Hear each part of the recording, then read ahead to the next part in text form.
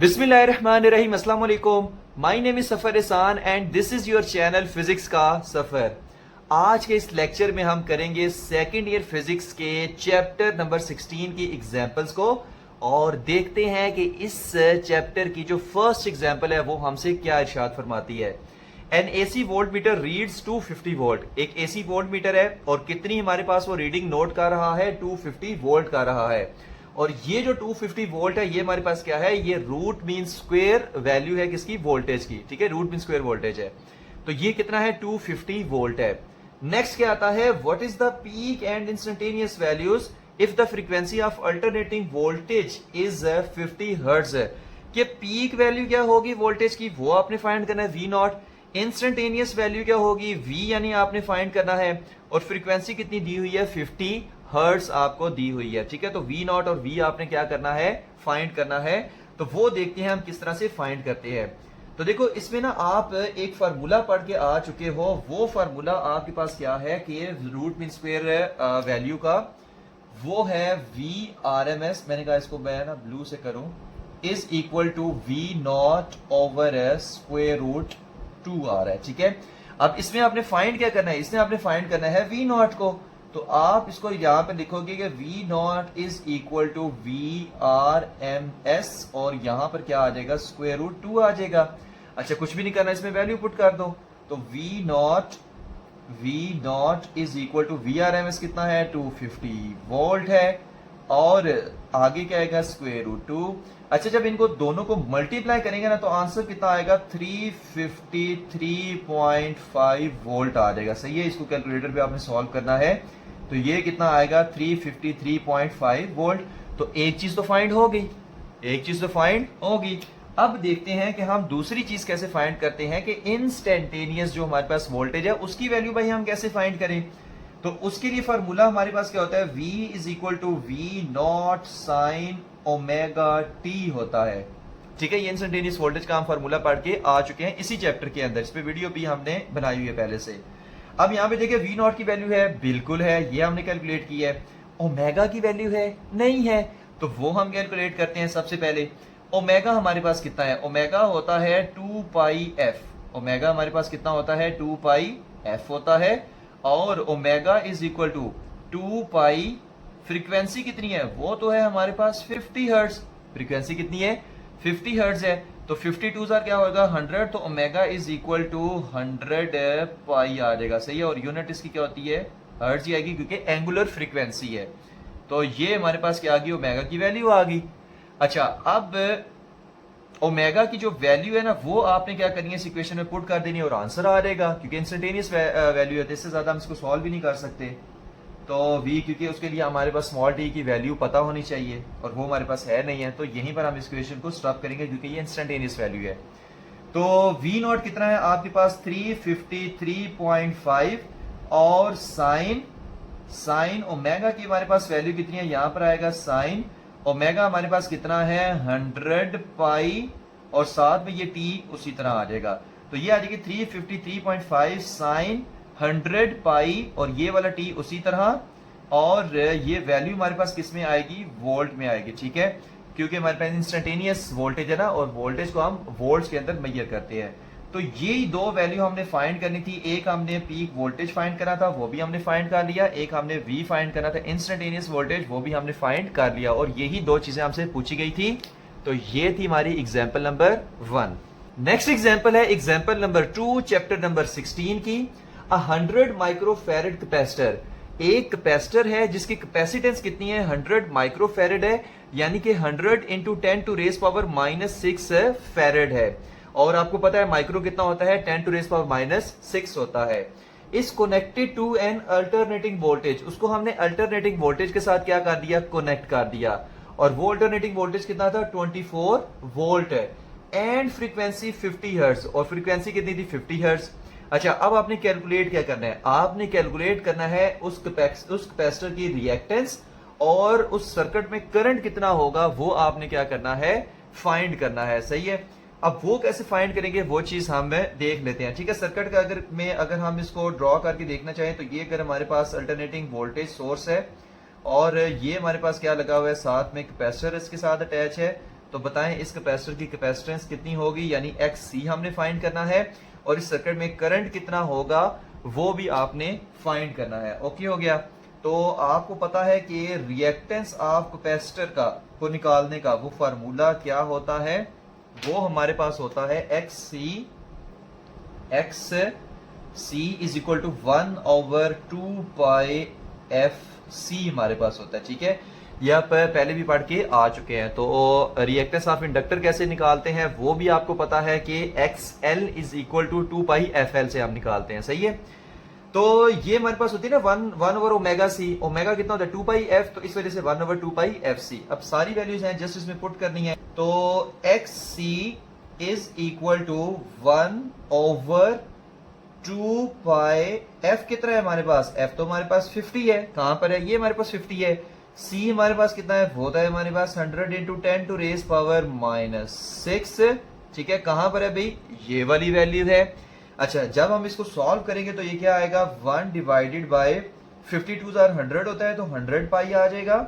सही है, और ये हमारे पास कितना आ जाएगा, ये हमारे पास आ जाएगा, अगर मैं 100 को 10⁻² लिखूं तो कोई इश्यू तो नहीं है, बिल्कुल भी नहीं है। तो इसको मैं ना 10⁻² लिख देता हूं। तो -6 + 2 कितना होता है, -4 होता है, तो ये हो जाएगा 10⁻⁻4 हो जाएगा। ओके हो गया। अच्छा, थोड़ा सा और इसको इजी कर देते हैं। क्या इस 100 को मैं 10⁻² लिख सकता हूं, बिल्कुल लिख सकता हूं। तो यहां पर भी लिख देता हूं 10⁻²π। अच्छा, अब ये 10⁻⁻4 है, ये 10⁻² है, तो -4 + 2 कितना होता है, ये तो -2 होता है। तो आप यहां पर लिखोगे 1 डिवाइडेड बाय पाई इंटू 10⁻⁻2 लिख दोगे। ठीक हो गया, होप सो कि इस समझ आपको आ रही होगी। -4 + 2 कितना होता है, -2 होता है, तो 10⁻⁻2 आ गया, तो ये हो जाएगा पाई मल्टीप्लाई बाय 10⁻⁻2 आ जाएगा। अब यहाँ पे देखो, क्या मैं पाई की जगह 3.14 लिख सकता हूं, बिल्कुल लिख सकता हूं। तो यहां पर मैं लिख रहा हूं 3.14। ठीक है, 3.14, क्योंकि पाई की वैल्यू कितनी होती है, 3.14 होती है। अब हम ना क्या करते हैं कि इसको कैलकुलेटर के ऊपर सॉल्व कर लेते हैं और देखते हैं हमारे पास आंसर कितना आएगा। ये आएगा 1 डिवाइडेड बाय 3.14 इंटू 10⁻⁻2, ये आ रहा है 31.8 हमारे पास आंसर आ रहा है। तो XC जो है रिएक्टेंस ऑफ कैपेसिटर हमारे पास कितनी आएगी, 31.8 ओहम आ जाएगी। सही है, 31.8 ओहम आ जाएगी। तो ये हमारे पास थी वो वैल्यू जो हम फाइंड करने की कोशिश कर रहे थे। अच्छा, अब XC तो फाइंड हो गया, अब IRMS जो करंट की वैल्यू उसको हम कैसे फाइंड करें। तो देखो IRMS क्या होता है, यानी रूट मीन स्क्वायर जो वैल्यू है करंट की, वो हमारे पास उसका फार्मूला होता है V/R, ये होता है ना। लेकिन यहां पर देखो ये कौन सी है, रूट मीन स्क्वायर वैल्यू है। ठीक है, लेकिन क्या यहाँ पे रेजिस्टेंस है, नहीं है। यहां पर क्या है, रिएक्टेंस ऑफ कैपेसिटर है, और ये भी क्या है, रेजिस्टेंस ही होती है कि रेजिस्टेंस है ऑफर्ड बाय कैपेसिटर।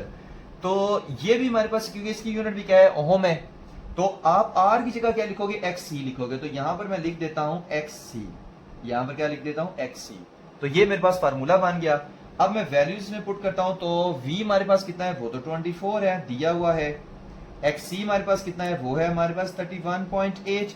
तो जब इसको हम कैलकुलेटर पे सॉल्व करेंगे तो हमारे पास आंसर कितना आएगा, 24 डिवाइडेड बाय 31.8, तो ये हमारे पास आ रहा है 0.75 एम्पेयर। तो करंट हमारे पास कितना आया, करंट हमारे पास आया, ठीक है, ये रूट मीन स्क्वायर वैल्यू, तो यहां पर हम RMS लिखेंगे, तो RMS, तो ये हमारे पास कितना आया, ये हमारे पास आया 0.75 एम्पेयर। और यही हमसे दो चीजें पूछी हुई थी कि रिएक्टेंस ऑफ कैपेसिटर बताओ, वो कितनी है, 31.8 ओम है, और करंट बताओ कितना है, वो 0.75 एम्पेयर्स है। तो ये थी हमारी एग्जांपल नंबर 2। नेक्स्ट एग्जांपल है एग्जांपल नंबर 3 चैप्टर नंबर 16 की। When 10 volt are applied to an AC circuit, ठीक है, जब 10 वोल्ट अप्लाई की जाती है किसी AC सर्किट को, the current flowing in it is 100 milliampere, तब उस सर्किट में करंट कितना फ्लो करता है, 100 milliampere. Find its impedance, इसकी इंपीडेंस बताओ कितनी है। तो वोल्टेज दिया हुआ है, root mean square value voltage की दी हुई है, रूट मीन स्क्वायर वैल्यू दी है करंट की 100 मिली एम्पेयर, और मिली है तो जाहिर है 10⁻³ आप लिखेंगे, तो 100 इंटू 10⁻³ एम्पेयर। और इंपीडेंस आपने क्या करनी है, फाइंड करनी है, जिसको हम Z से शो करते हैं। तो इंपीडेंस आपको पता है कि जितनी सर्किट में रेजिस्टेंसेस लगी होती हैं उनका कॉम्बिनेशन होता है, ठीक है। तो हम एक वो रेजिस्टेंस बना लेते हैं जिसको हम इंपीडेंस कहते हैं। तो इसका फार्मूला हमारे पास क्या होता है, Z इज इक्वल टू, मैं मार्कर चेंज करूंगी, सही नजर नहीं आ रहा होगा, Z is equal to V RMS over I RMS। वो फार्मूला होता है ना, V is equal to IR और R is equal to V by I। तो इम्पीडेंस भी क्या है, ये भी रेजिस्टेंस ही है, ठीक है, लेकिन ये कंबाइंड रेजिस्टेंस है। तो R की जगह क्या लिख दिया Z, V की जगह RMS और I की जगह RMS, उसी तरह, ठीक है। तो अगर हम इसमें वैल्यूज पुट करें तो V RMS हमारे पास कितना आ रहा है, सही है, इसको पहले मैं रेज कर दूं। तो V RMS हमारे पास कितना है, वो तो हमारे पास है 10 वोल्ट, ठीक है, और यहाँ पर डिवाइडेड बाय I RMS कितना है, वो तो है 100 इंटू 10 टू रेज पावर -3। अब इसको मैं 10 टू रेज पावर 2 लिख सकता हूँ, बिल्कुल लिख सकता हूँ।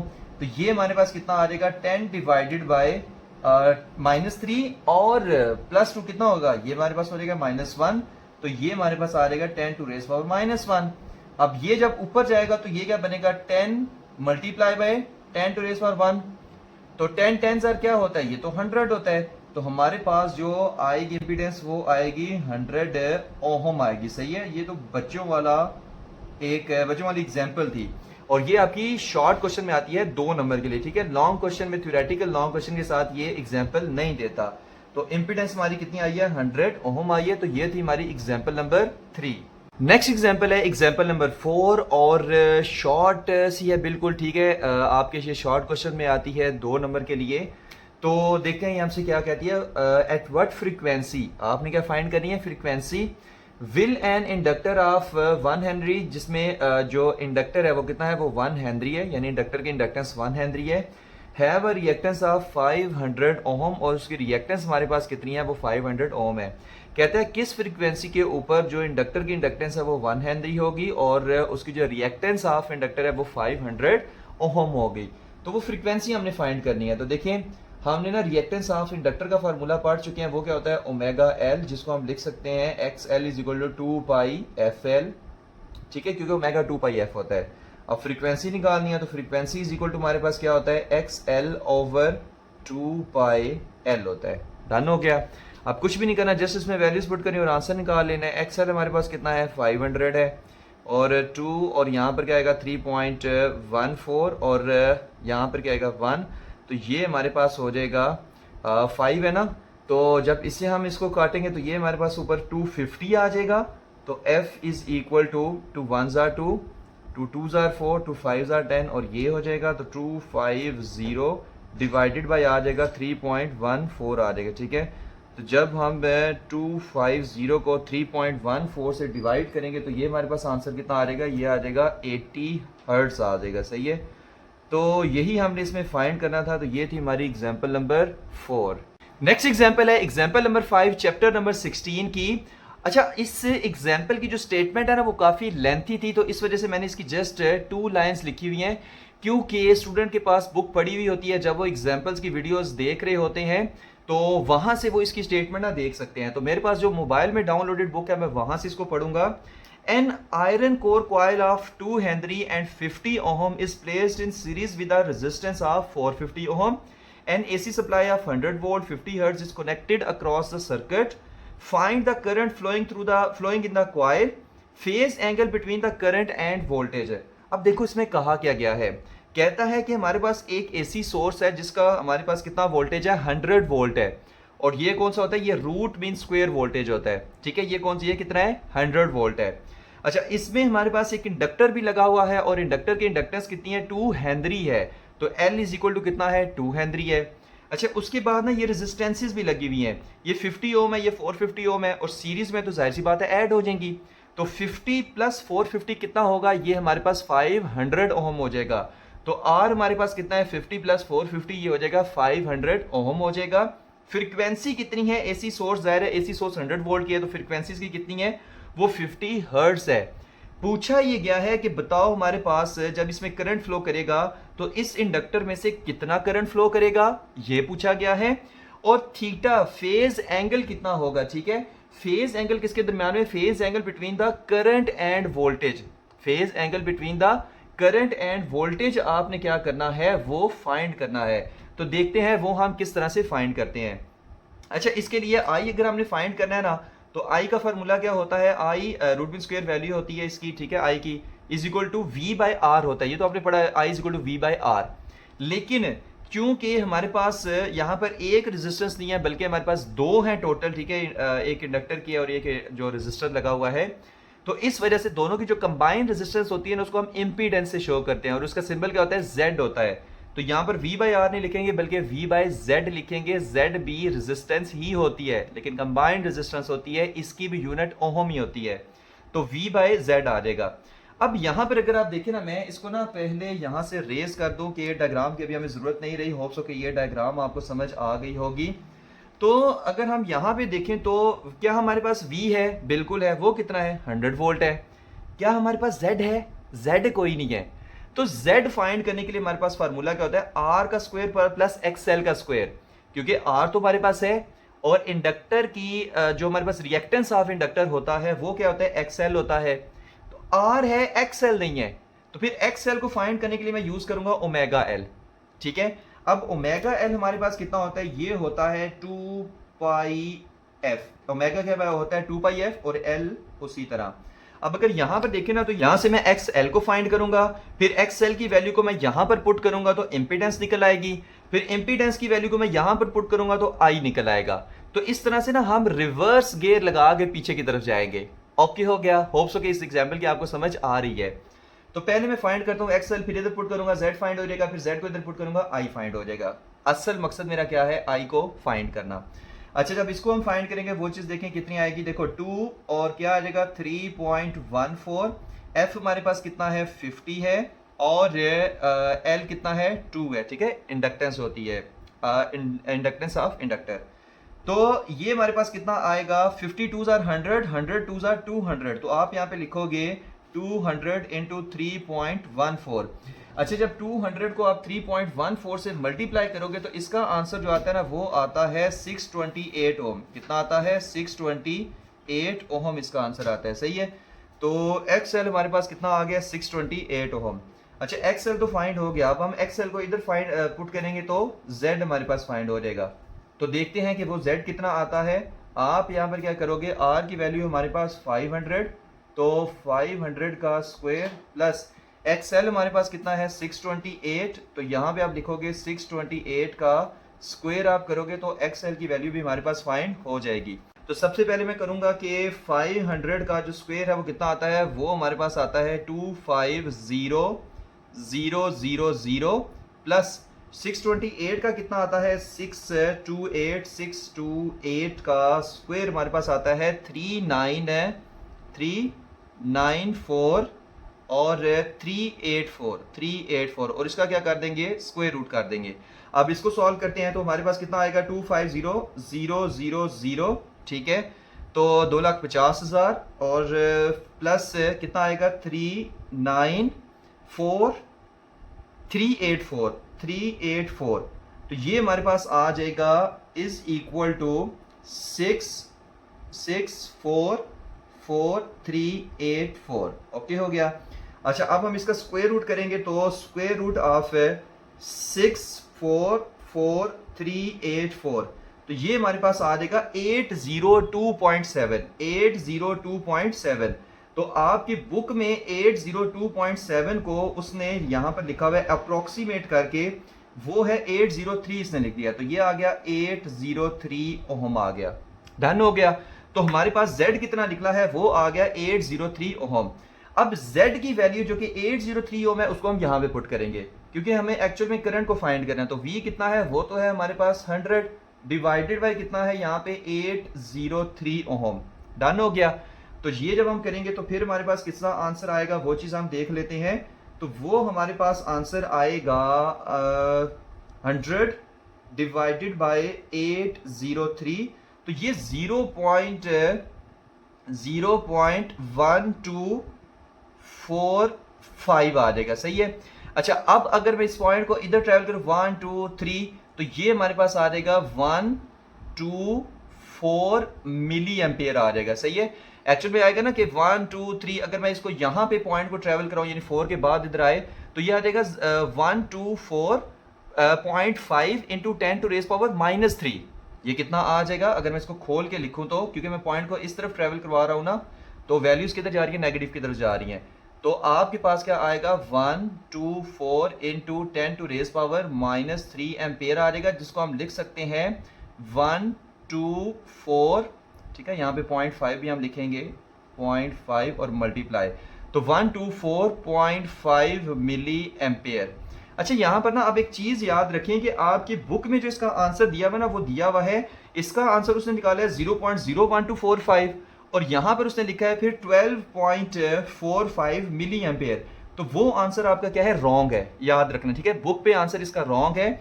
एक्चुअल में जो इसका आंसर आता है वो कितना आता है, वो आता है 124.5 मिली एम्पेयर। डन हो गया। तो करंट की वैल्यू तो फाइंड हो गई है, करंट की वैल्यू फाइंड हो गई है, वो कितनी आई है, वो आई है 124.5 मिली एम्पेयर आया है, सही है। और अगर दूसरी तरह लिखे तो 0.1245 एम्पेयर आया है, तो आप ऐसे भी लिख सकते हैं, इसमें कोई इशू नहीं है। तो अब हम निकालेंगे थीटा, कि भाई थीटा हमारे पास कितना है। डन हो गया। ये होप सके सारी चीज आपको समझ आ गई होगी। अब थीटा जो हमारे पास होता है ना, वो होता है tan inverse XL by R. ये कितना होता है, theta is equal to tan inverse XL by R होता है। क्योंकि हमारे पास देखो जब हम इसका ग्राफ ड्रॉ करते हैं ना, तो इसमें आर और एक्सएल के दरमियान एंगल 90 डिग्री का होता है, ठीक है। एक्सएल जो होता है वो वाई एक्सिस पे होता है, मतलब अगर हमारे पास आर इस तरह है तो एक्सएल ऐसे ऊपर की तरफ होता है, तो वाई डिवाइडेड बाई एक्स, ठीक है, ये वाई ऐसे वाई डिवाइडेड बाई एक्स पे जो वैल्यू होती है, तो tan inverse y by X, Y पे एक्सएल आता है और एक्स एक्सिस पे आर आता है। तो यहाँ पर मैं एक्स एल की जो वैल्यू हमारे पास कितनी आई थी वो मैं इसको डायरेक्ट पुट कर रहा हूँ, क्योंकि मैंने इसको रेज कर दिया, वो आई थी 628। तो 628 यहाँ पर मैं लिखूंगा tan inverse 628 divided by R की वैल्यू हमारे पास कितनी आई थी, आर की वैल्यू है हमारे पास 500।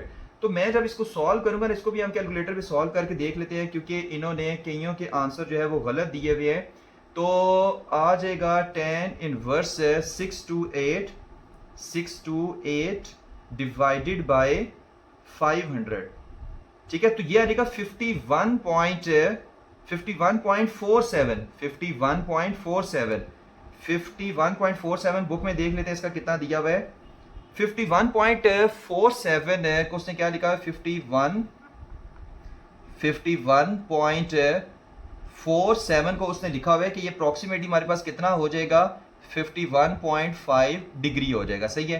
तो थीटा हमारे पास कितना आया है, 51.5 डिग्री आया है, सही है। और यही हमने दो चीजें फाइंड करनी थी, करंट कितना 124.5 मिली एम्पेयर और थीटा कितना आया 51.5 डिग्री आ गया है, सही है। तो ये दो चीजें हमने फाइंड करनी थी इस एग्जाम्पल में। तो होप्स हो कि ये आपको दोनों चीजें निकालनी आ गई होंगी। तो ये थी हमारी एग्जाम्पल नंबर 5। नेक्स्ट एग्जाम्पल है example number 6। A circuit consist of a capacitor of 2 microfarad and a resistance of 1000 ohm connected in series. अच्छा देखिए हमारे पास क्या है, एक सर्किट है कि जिसमें कौन कौन सी चीज लगी हुई है। एक तो हमारे पास लगा हुआ है कैपेसिटर और उसकी कैपेसिटेंस कितनी है, 2 माइक्रोफैरड है, यानी 2 into 10 to raise power -6 farad है, ठीक है। उसके बाद इस सर्किट में एक अदद लगी हुई है रेजिस्टेंस, ठीक है, रेजिस्टर लगा हुआ है और उसकी रेजिस्टेंस कितनी है, वो है 1000 ओहम है। और अगर मैं यहाँ पे इसको लिख भी दूं कि रेजिस्टेंस यहाँ पर कितनी है 1000 ओहम है और कैपेसिटेंस आपकी यहाँ पे कितनी है 2 माइक्रोफैरड है।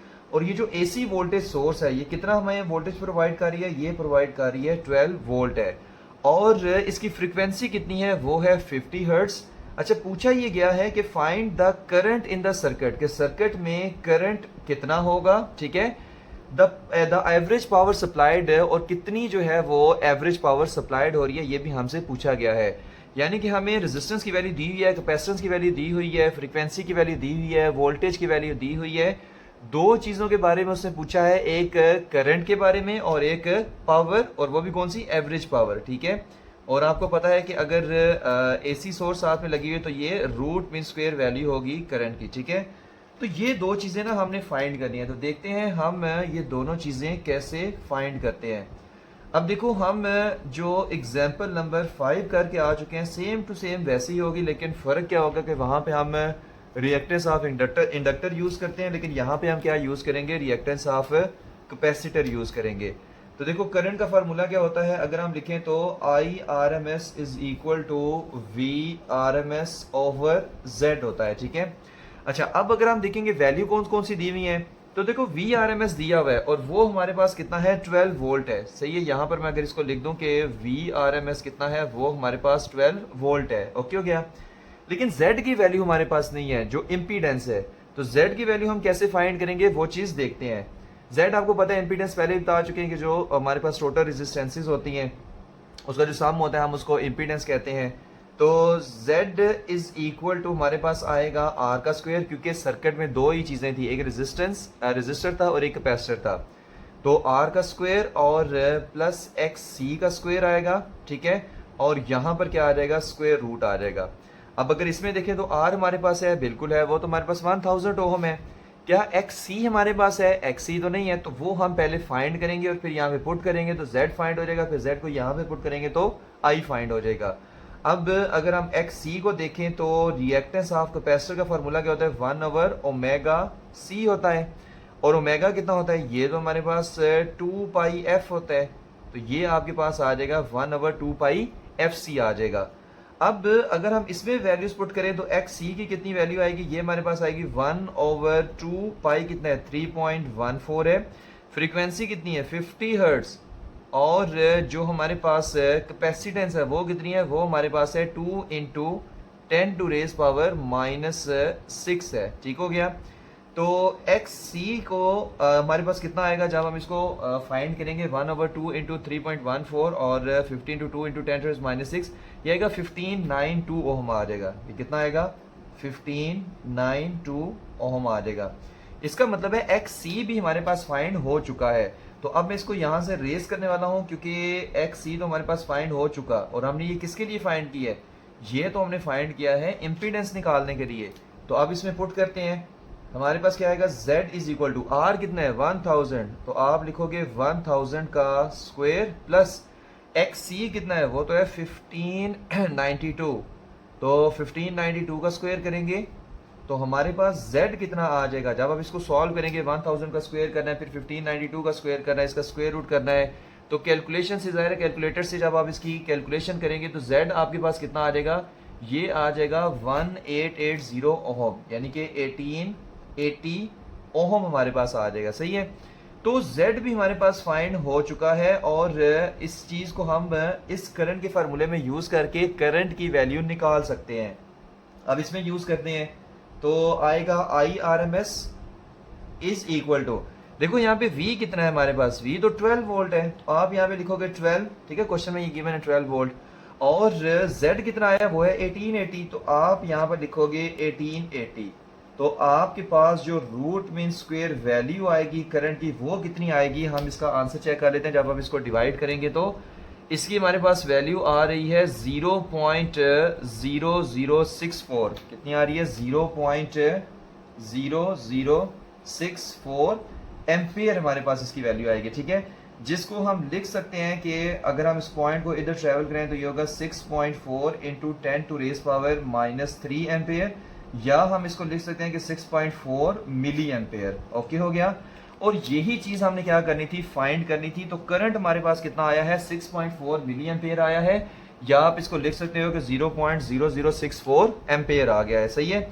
अब नेक्स्ट हम देखते हैं कि इसमें जो वैल्यू है वो किसकी, हमारे पास थीटा की वैल्यू हम फाइंड करते हैं, ठीक है। थीटा की वैल्यू फाइंड करते हैं, क्यों फाइंड करते हैं वो भी आपको बताते हैं। तो थीटा की वैल्यू फाइंड करने के लिए हम इसका एक फार्मूला यूज करेंगे। देखो हमारे पास एवरेज पावर है ना, तो एवरेज पावर का फार्मूला क्या होता है, वो हमारे पास होता है VI cos थीटा, वो हमारे पास क्या होता है VI cos थीटा, ठीक है। रूट मीन स्क्वायर वैल्यू इसकी देंगे। अब देखो हमारे पास V तो है, V हमारे पास है और I भी है। I हमारे पास कितना था, ये हमारे पास आया था 6.4 मिली एम्पेयर, I हमारे पास कितना था 6.4 मिली एम्पेयर था। अच्छा, हमारे पास क्या, हमारे पास थीटा है, थीटा नहीं है, V है, V तो हमारे पास है, तो आप लिखोगे P is equal to V हमारे पास कितना है 12 है, I आपके पास कितना है 0.0064 है, और कॉज देखो हमारे पास ना थीटा नहीं है, तो सबसे पहले हम थीटा फाइंड करेंगे और उसके बाद हम देखते हैं कि बाकी वैल्यूज हम किस तरह से फाइंड करेंगे। तो देख लेते हैं कि थीटा हमारे पास कितना है। अब थीटा फाइंड करने के लिए आपको पता है कि फार्मूला हमारे पास क्या होता है।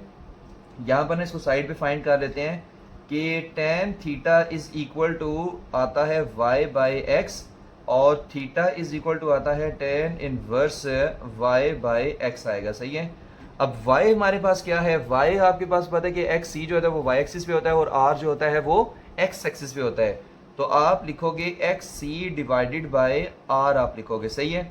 अब कुछ भी नहीं करना, इसमें वैल्यूज पुट करनी है और ठीक है, यहाँ पे इज इक्वल टू नहीं आया, आप यहाँ पे लिखोगे tan इनवर्स, आप यहाँ पे लिखोगे tan इनवर्स और क्या लिखोगे X C divided by r हो जाएगा। सही है। अब X C divided by r जब होगा, अब इसमें सिर्फ वैल्यूज पुट करनी है और हमारा आंसर आ जाएगा। तो देखते हैं कि वैल्यूज पुट करने से इसमें आंसर कितना आता है। अब एक्स सी की वैल्यू हमारे पास कितनी थी, वो थी हमारे पास 1592।